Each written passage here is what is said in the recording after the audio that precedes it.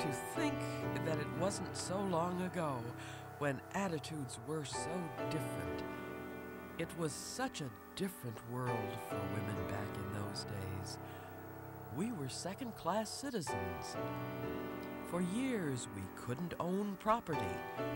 We couldn't own the homes we lived in. Our husbands could keep our wages. We couldn't easily choose careers. If we did venture out of the home, often it was because we had to, and the boss was never far away.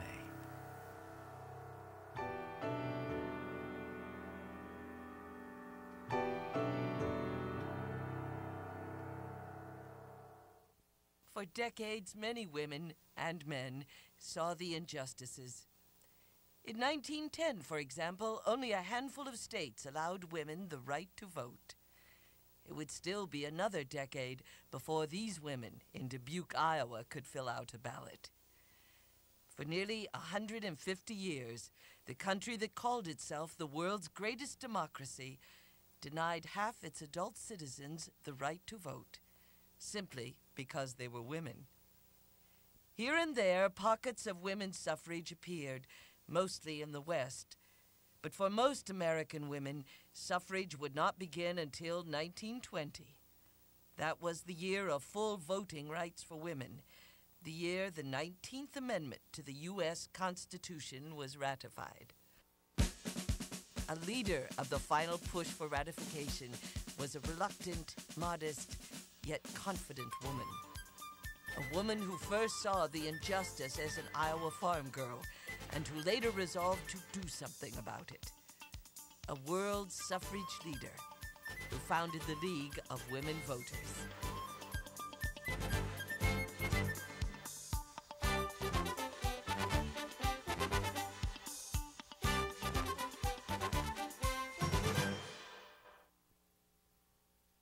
The story of the 19th Amendment's ratification begins here, in this Iowa farmhouse.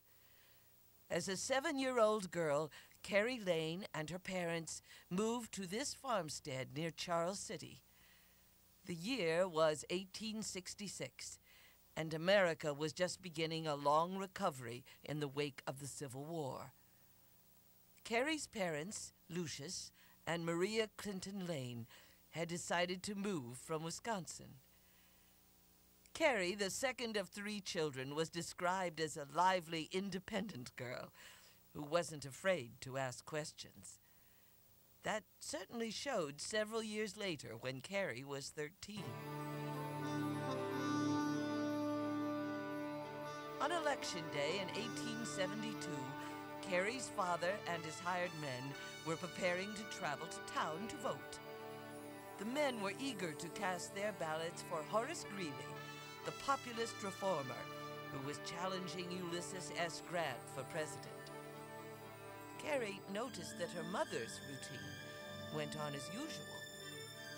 Why, Carrie asked, wasn't Mother going into town to vote for the president as well? After the laughter died down, it was explained to young Carrie that voting was simply too important a civic duty to leave to women. Later as an adult, Carrie Chapman Catt would recall that episode as her moment of awareness that something was fundamentally wrong with the way America governed itself. Women's suffrage was not a new issue when 13-year-old Carrie Lane brought up the question in 1872. Just 3 years before, the Wyoming Territorial Legislature granted votes for women. It was an unexpected triumph for the fledgling suffrage movement, which faced ridicule from all directions. Pundits and cartoonists of the day were mostly unsympathetic.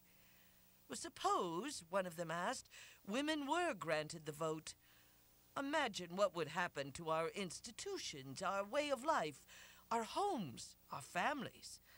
Men would be forced to stay at home with the children, while the women, well, they would adopt some very bad habits, all because of women's suffrage.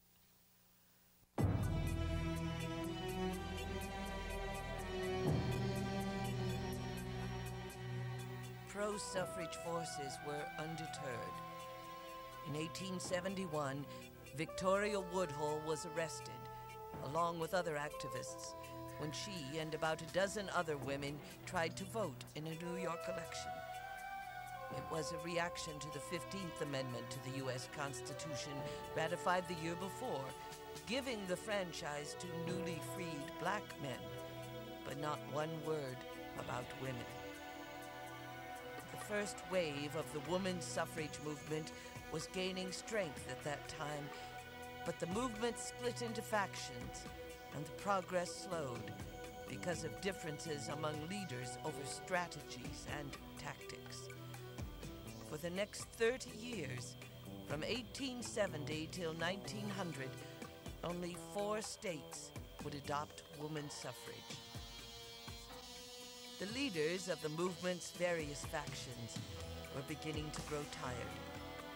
Susan B. Anthony and Elizabeth Cady Stanton, heads of the National Women's Suffrage Association, had opposed the 15th Amendment because it excluded women. Lucy Stone of the rival American Women's Suffrage Association, on the other hand, supported it. These leaders, heroic as they were finding it more and more difficult to achieve their goals. The first phase of the women's suffrage leadership was aging. The next generation was preparing for battle. Back in Iowa, Carrie Lane was eagerly preparing for college. After graduating from Charles City High School, she enrolled at the Iowa Agricultural College and Model Farm in Ames, now Iowa State University, in 1877. In college, she organized the campus' first women's military drill unit and got her first chance to put her public speaking skills to the test in a debating society. On November 10th, 1880, Carrie Lane graduated from the college with top honors. She was the only woman in her class.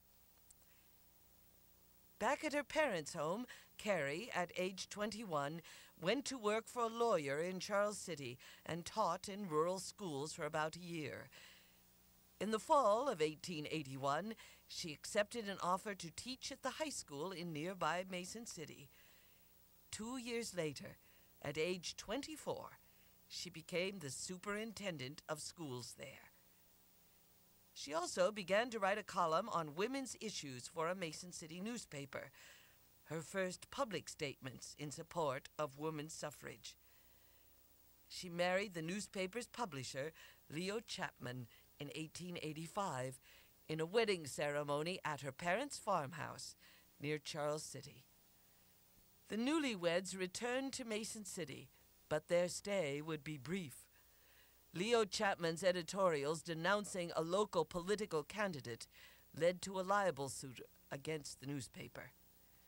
The Chapmans lost in court. The judge was a friend of the candidates. So the young couple was forced to sell the paper. Seeking new opportunity, Leo Chapman went to San Francisco, but he contracted typhoid shortly after he arrived. Within days, he died. Carrie Chapman was alone in a strange city with no money. She was 27.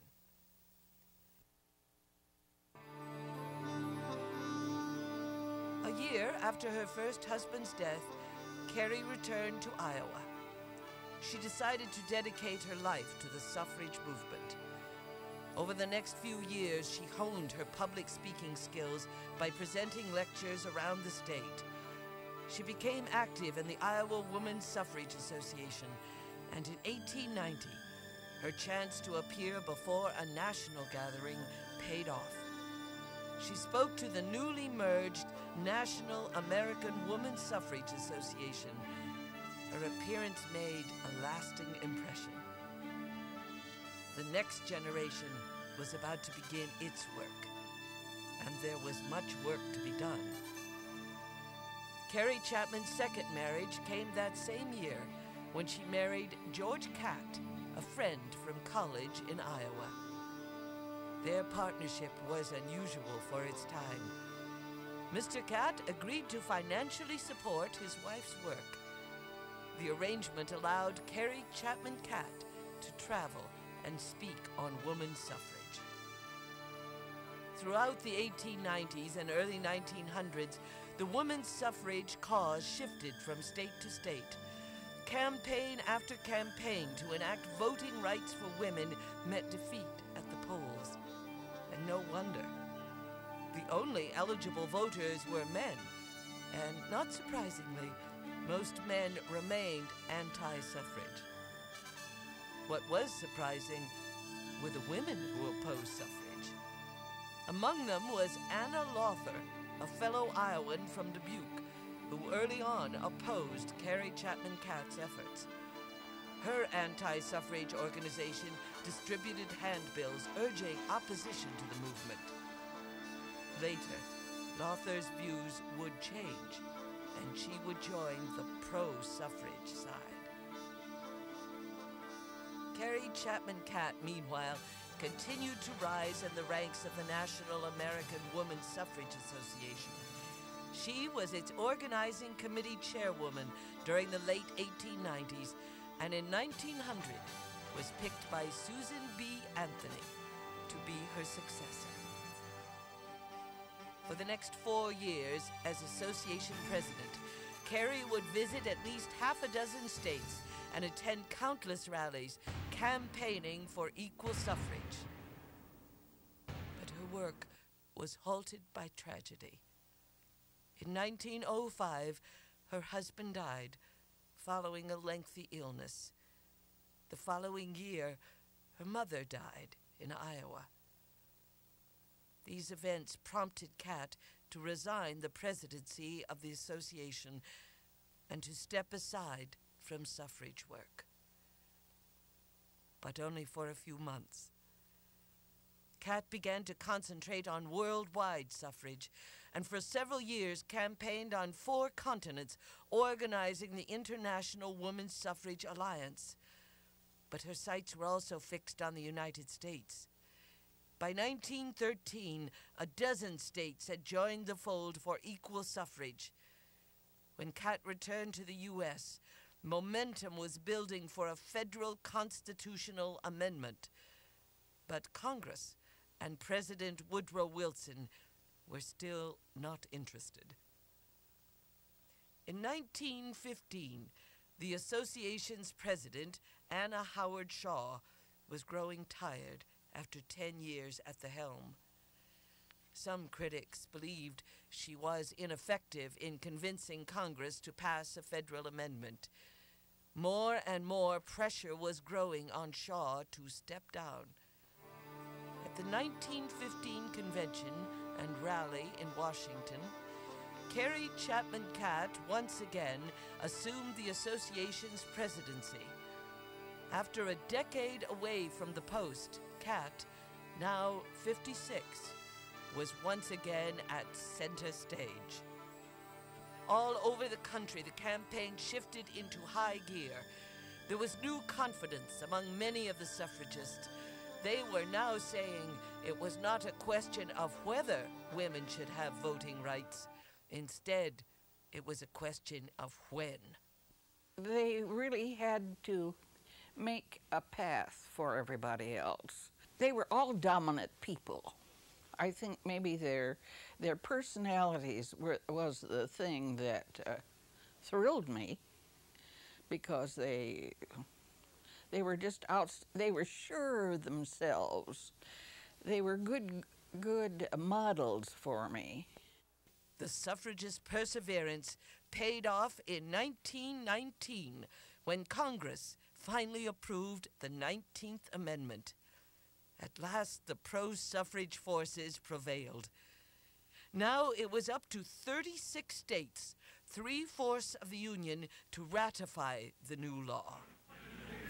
When all is said and done, there is really just one argument in favor of women's suffrage. That is that we are part of the nation. We obey its laws and we pay our taxes, and we are entitled to a part in making the laws that regulate our welfare.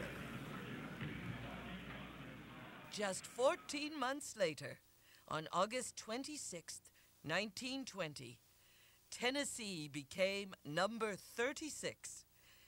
Woman's suffrage was now the law of the land. Carrie Chapman Catt called it the happiest day of her life.